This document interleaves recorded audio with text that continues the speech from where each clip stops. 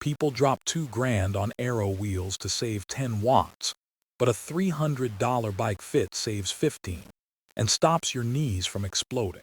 You're eyeing a $4 300 Trek Madone S. L. 6 or a $3 500 Canyon Ultimate. With $300 left in the budget, most people buy carbon handlebars. Here's why you need a professional fit instead. Not all fits are equal.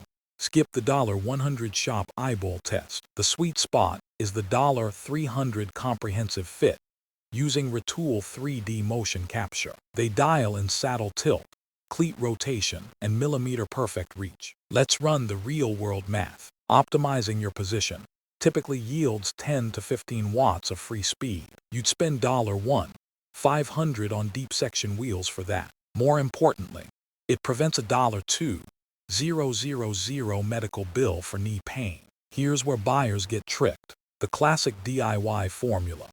Inseam times 0.883 is practically useless for modern frame geometries. AI apps are great $15 starting points, but they won't catch functional body asymmetries. The single biggest mistake: getting fitted after buying. A pre-purchase fit stops you from buying an aggressive $500 specialized tarmac SL8 when you actually need the endurance geometry of a $300 Raubakes SL8. For female riders, a pre-fit often proves you need a specific geometry like the $4000 Liv Langma Advanced Pro, rather than just a shrunk-down men's frame with a wider saddle. You can skip this if you ride casually under 2 hours and are pain-free. But if you do get a fit, avoid any fitter who finishes in 30 minutes without watching you pedal. The verdict: if your budget is under $1,000,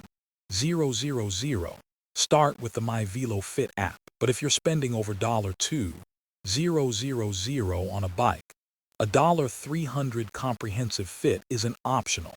It's a mandatory tax. Pay it. Invest in your body before your carbon.